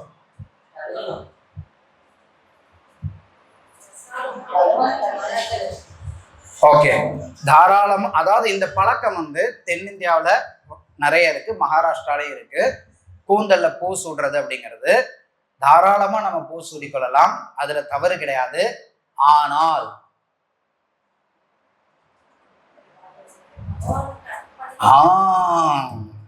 சூடிக்கொள்வதற்கு முன்பாக பகவானுக்கு அந்த பூவை அர்ப்பணிச்சுட்டு சூடிக்கணும், இது அவசியம்.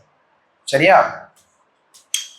கூந்தலை மறைத்தல், கூந்தல்லாம் நல்லா டெக்கரேட் பண்ணிட்டு போறதா அப்படின்னா அது கிடையாது. வேத பண்பாட்டுல பெண்களுடைய கூந்தலானது முன்பெண் தெரியாத நபர்கள், மதிப்பிற்குரிய நபர்கள், இவர்களுடைய முன்னிலையில கூந்தல் மறைக்கப்பட வேண்டும். நம்ம கோயில யாருமே ஃபாலோ பண்றது கிடையாது, ஓப்பனா சொல்றேன்.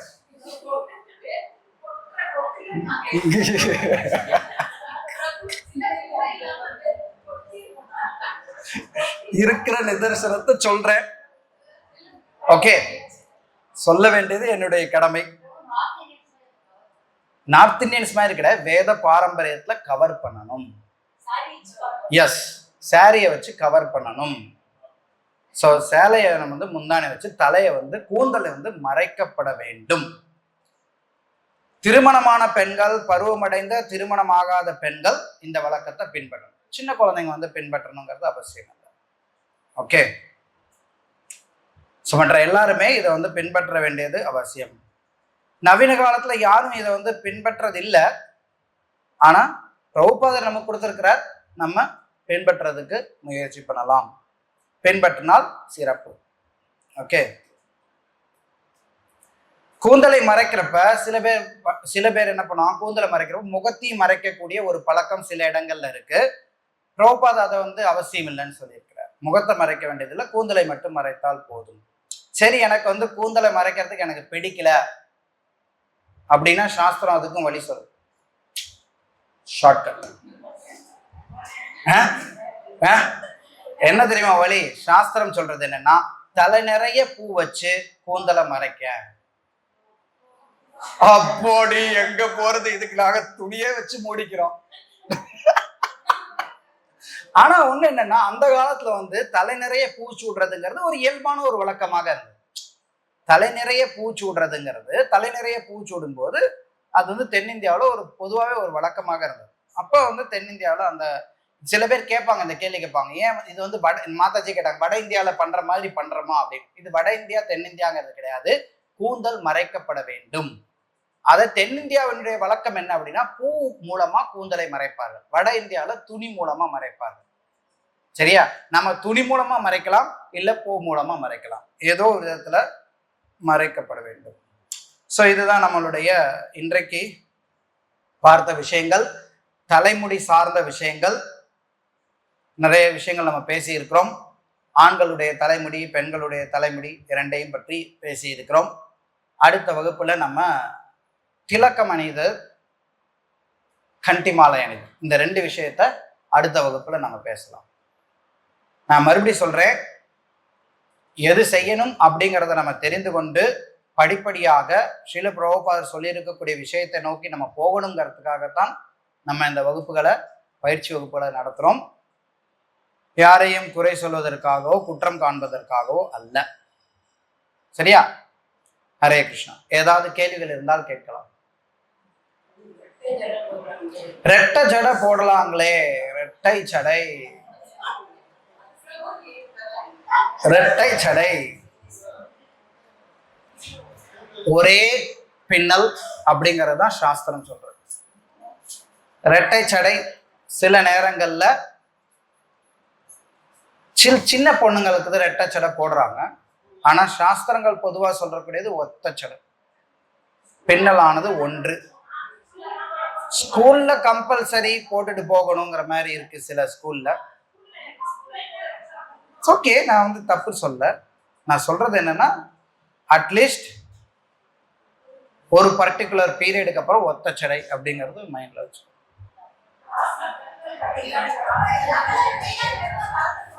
சாரி, ஓகே, சரியான கேள்வி. எவ்வளவு நீளம் கூந்தல் வளர்க்க வேண்டும்? நான் அது படிச்சேன், பட் எக்ஸ்பிளைன் பண்ணாம விட்டுட்டேன் நான். பெண்கள் எக்காரணம் கொண்டும், ஐயா அது மிஸ் ஆச்சு, அது இருக்குமே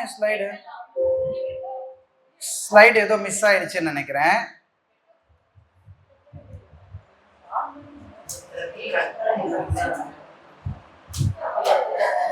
அதாவது அது ஒரு ஸ்லைடு வச்சிருந்தேன், மிஸ் ஆயிடுச்சு. மேபி டெலீட் ஆயிருக்கலாம், ஏதாவது ஒரு ரீப்ளேஸ் பண்ணும்போது மிஸ் ஆயிருக்கும். பெண்கள், நோட் த பாயிண்ட், ஆண்கள் எக்காரணம் கொண்டும் ஷிக்கையை வெட்டக்கூடாது. முதல்ல சொன்னேன், சுத்திலும் வலிக்கணும், ஷிக்காவை வெட்டக்கூடாது. அதே மாதிரி பெண்களும் எக்காரணம் கொண்டும் கூந்தலை வெட்டக்கூடாது. முடி யார் வெட்டலாம் அப்படின்னா, விதவைகள் முடி வெட்டலாம், ஷேவ் பண்ணலாம், இல்ல முடி வெட்டலாம். நான் சொல்றேன், விதவைகள் ரெண்டு வழக்கம் இருக்கு. விதவைகள் முழுசா முடிய வலிச்சிருவாங்க. ஓகே, அந்த ஸ்லைடை மிஸ் ஆயிடுச்சு, என்னவோ தெரியல. ஓகே, விதவைகள் வந்து முழுசா மொட்டை அடிப்பாங்க, இல்ல விதவைகள் வந்து கொஞ்சம் முடிய வெட்டுவாங்க. சில பிரபா சார் வங்காளத்துல வந்து என்ன பண்ணுவாங்கன்னா, கடைசி கொஞ்சம் முடிய வெட்டுவாங்க விதவைகள். அந்த மாதிரி இருக்கக்கூடியது வழக்கம். ஸோ முடிய வெட்டுறது அப்படிங்கிறது பெண்களுடைய வழக்கமே இல்லை. பெண்கள் எவ்வளவு நீளமாக முடியுமோ அவ்வளவு நீளமாக, எவ்வளவு அடர்த்தியாக முடியுமோ அவ்வளவு அடர்த்தியாக கூந்தலை வளர்க்க வேண்டும். கூந்தல் எப்போது வெட்டப்பட வேண்டும் அப்படின்னா, கணவனை இழந்த பெண்கள் கூந்தலை எடுக்கலாம். எங்க தென்னிந்தியாவில் பார்த்தோம் அப்படின்னா, சில கோயில்களுக்கு போய் மொட்டை அடிப்பாங்க பெண்கள் கூட. ஆனால் ஸ்ரீல பிரபுபாதர் அதை வந்து அனுமதிக்கல. கோயில்களுக்கு போய் மொட்டை அடிக்கிறதுங்கிறதும் நம்மளுடைய பழக்கத்துல கிடையாது. சரியா? நாங்க கோயிலுக்கு போனா மொட்டை அடிக்கிறாங்களே, மொட்டை அடிக்க வெளியில மற்றவர்களுடைய பழக்கம், நம்ம சம்பிரதாயத்துல அந்த பழக்கம் கிடையாது. பிரபுபாதர் அதற்கு அனுமதிக்கல. எப்பவுமே அவர்கள் கூந்தலை வெட்டக்கூடாது.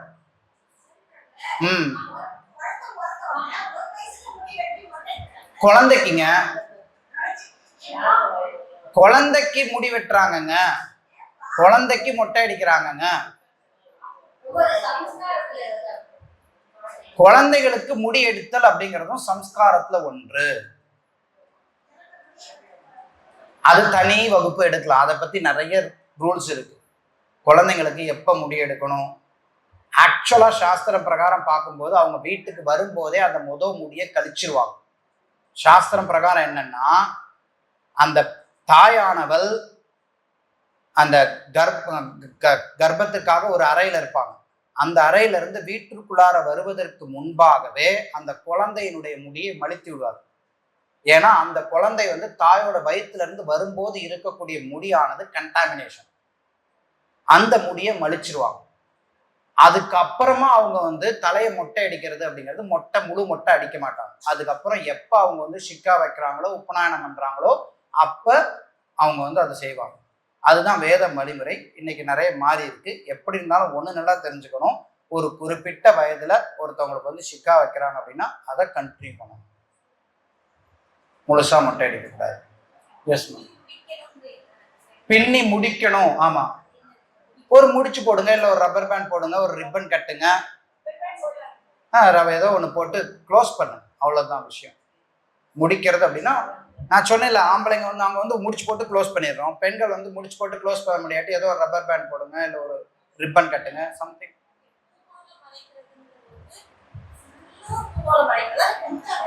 எனக்கு அவ்வளோ ஐடியா கிடையாது மாதாஜி. எனக்கு அவ்வளவு ஐடியா கிடையாது. சாஸ்திரம் சொல்லியிருக்கிறது பூவால மறைக்கிறதுன்னு. எவ்வளவு மறைக்கிறது அப்படின்னு கேட்டீங்கன்னா சத்தியமா எனக்கு தெரியாதுன்னு சொல்றதுல தவறு கிடையாது. பின்னல் போடாமல் முடிதல், நான் சொல்றது நான் சொல்லிட்டேன். பின்னல் போடாமல் முடிதல் அப்படிங்கிறது வழக்கம் அல்ல. பின்னல் போடாமல் இருப்பது வழக்கம் அல்ல. குறைந்தபட்சம் ஜபம் செய்யும் போது, யாகம் பண்ணும்போது, தானம் பண்ணும்போது, கோயிலுக்கு வரும்போது, கர்மங்களை செய்யும் போது பின்னல் அவசியம். நம்ம தினமும் ஜபம் பண்றோம், அப்ப தினமும் பின்னல் பண்ணித்தான் ஆகும்.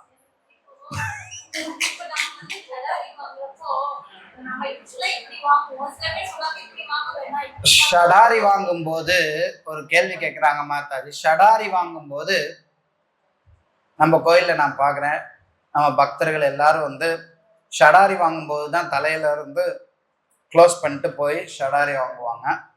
மற்ற நேரங்களில் திறந்து வச்சுருப்பாங்க. சிலர் சொல்கிறாங்க ஷடாரி வாங்கும்போது நீங்கள் வந்து நீங்கள் இப்போ ஸ்ரீரங்கத்தில் போய் ஷடாரி வாங்க போனீங்கன்னா க்ளோஸ் பண்ணியிருந்தீங்கன்னா ரிமூவ் பண்ணுங்கன்னு சொல்லுவாங்க. ஸோ எது சரியான வழிமுறை? இங்கே நான் வந்து ஒரு கான்ட்ரவர்சிக்குள்ளார உள்ளே போக விரும்பல.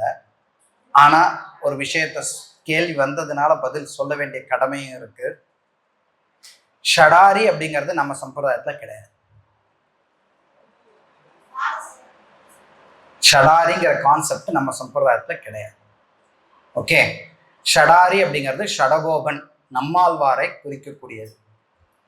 பெருமாளை, அதாவது நம்மாழ்வார் மூலமாகத்தான் பெருமாளை அடைய முடியும் அப்படிங்கிறது ஸ்ரீ வைஷ்ணவ சம்பிரதாயத்தினுடைய ஆழமான கருத்து.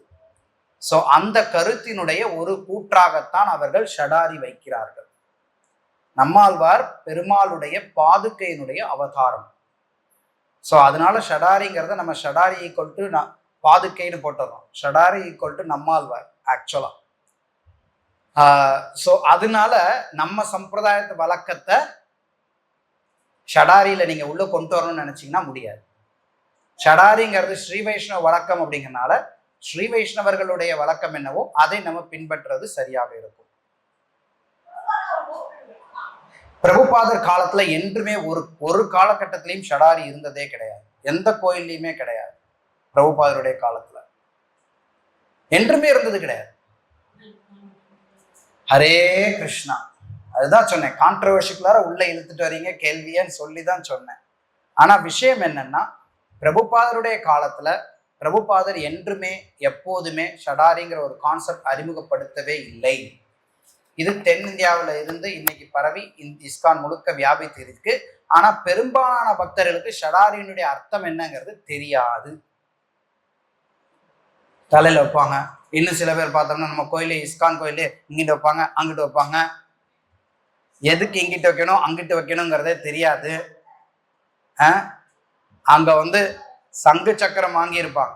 நம்ம ஆளுங்க என்ன பண்ணுவாங்க, சன்னியாசிங்க வராங்க, இங்கிட்டு வைப்போம் அங்கிட்டு வைப்போம் பின்னாடி வைப்போம்னு வைப்பாங்க. அதெல்லாம் வந்து கொஞ்சம் கூட புரிந்துணர்வே இல்லாமல் செய்யப்படக்கூடிய ஒரு ஒரு முட்டாள்தனமான சடங்குகள். அவ்வளவுதான் நான் சொல்றேன். என்னுடைய கூற்று நான் பதிவு செய்கிறேன். அது சங்கு சக்கரம் முத்திரை வாங்கியிருப்பாங்க ஸ்ரீ வைஷ்ணவ சம்பிரதாயத்துல. அந்த சங்குக்கும் சக்கரத்துக்கும் தான் அவங்க ஷடாரி வைப்பாங்க. சும்மா லெஃப்ட் ரைட்ல ஷடாரி வைக்கிறதுங்கிறதெல்லாம் பழக்கம் கிடையாது. ஓகேவா? இது என்ன பழக்கம் என்னன்னா, எல்லாருக்கும் நீங்க கோயில்ல போனீங்கன்னா, ஸ்ரீ வைஷ்ணவ கோயில்ல போனீங்கன்னா எல்லாருக்கும் தலையில ஷடாரி வைப்பாங்க. ஆனா யார் ஒருத்தவங்க ஸ்ரீ வைஷ்ணவ சம்பிரதாயத்துல அவங்க தீட்சை வாங்கி இருக்கிறார்களோ அவர்களுக்கு சங்கு சக்கரம் முத்திரை குத்தி இருப்பாங்க. அந்த முத்திரை குத்துறவங்களுக்கும் அந்த முத்திரை இடங்கள்ல அவங்க ஷடாரி பதிப்பாங்க. ஸோ இதுதான் வழிமுறை. ஸ்ரீ வைஷ்ணவ சம்பிரதாயத்தின்படி நம்மாழ்வாருக்கும் நமக்கும் நடுவுல எந்த ஒரு இடையூறும் இருக்கக்கூடாது அப்படிங்கிறதுனால நடுவுல ஒரு துணி இருக்கிறதும் ஒரு இடையூறுன்னு சொல்லிட்டு அதை அகற்ற சொல்லுவார்கள். ஸோ இது ஸ்ரீ வைஷ்ணவ வழக்கம். நான் அதான் சொல்றேன், நம்ம சம்பிரதாயத்துல அது கிடையாது. அதனால நம்ம சம்பிரதாயத்துல அதை எப்படி ஃபாலோ பண்ணணும்னு நீங்க கேட்டீங்கன்னா அந்த கேள்விக்கு பதிலே கிடையாது. அந்த வழக்கம் இருந்தா தானே என்னங்கிறது சொல்ல முடியும். அந்த வழக்கமே இல்லை அப்படிங்கிற பட்சத்துல அதுக்கு பதில் கிடையாது. ஸ்ரீ வைஷ்ணவ சம்பிரதாயத்தின்படி நம்மாழ்வாருக்கும் ஜீவனுக்கும் நடுவுல எந்த ஒரு இடையூறும் இருக்கக்கூடாது, அதனால துணி இருக்கக்கூடாதுன்னு சொல்லி அகற்ற சொல்லி சொல்லுவார்.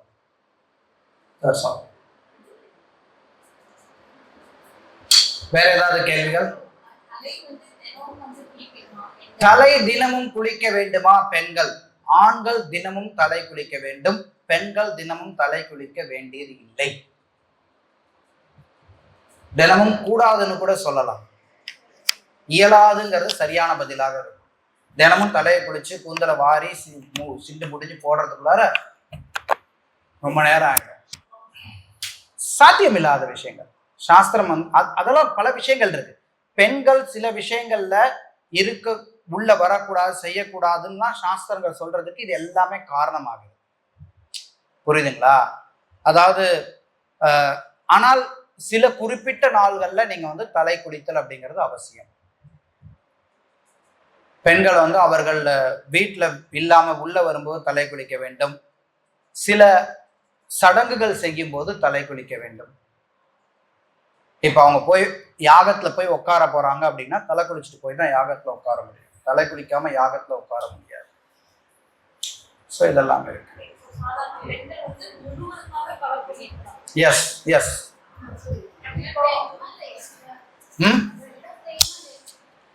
குறைந்தபட்சம் வெளியில வரும்போது எஸ் கரெக்ட்.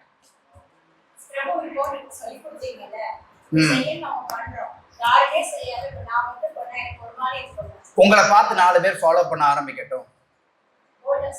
எஸ். அட்லீஸ்ட் கோயில்ல இதை ஃபாலோ பண்ணுங்க. என்ன கேட்டீங்கன்னா பெண்கள் வேலைக்கே போகாதீங்கன்னு சொல்லிடுவேன். அப்புறம் எதுக்கு இருக்கிற வம்பு பார்த்தாதுன்னு வேற வேற வம்புகளை இழுத்துட்டே இருக்கீங்களே. வேலைக்கு செல்லும் பெண்கள்னு ஒரு கேள்வி எதுக்கு கொண்டு வரீங்க? அட்லீஸ்ட் கோயிலுக்கு வரும்போது ஃபாலோ பண்ணுங்க. மற்ற சம்பிரதாயத்துல 12 திலகம் இருக்கிறதா? கண்டிப்பா இருக்கு. அடுத்த வகுப்புல பார்க்கலாம். திலகத்தை பற்றி அடுத்த வகுப்புல பார்க்கலாம்னு சொல்றேன்.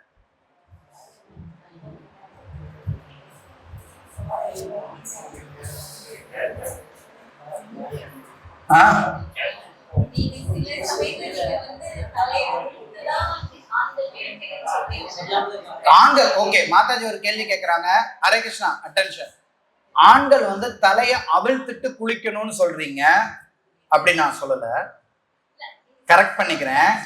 அதாவது தலைய சாஸ்திரம் சொல்றதுன்னா குளிக்கும் போது தலையை வந்து அவிழ்க்க கூடாதுன்னு ஒரு இடத்துல சொல்லியிருக்கு.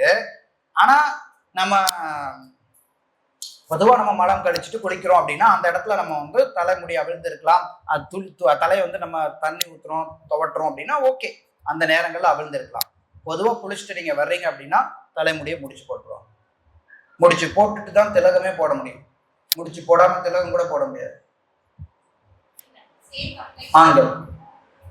பெண்கள் ஓகே, கொஞ்சம் நேரம் கழிச்சு கூட அவங்க, ஏன்னா டைம் எடுக்கும் பெண்களுக்கு சீவி முடியறதுக்கு டைம் எடுக்கும்.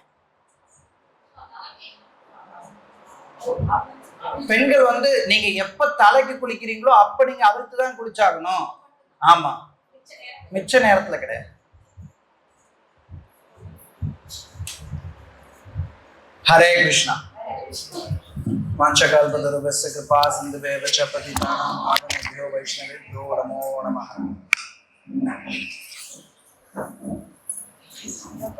மறுபடியும் சொல்றேன், யாரையும் குறை சொல்றதுக்கோ குத்தி காட்டுறதுக்கோ எதுக்கோ நான் வந்து இதை சொல்லல.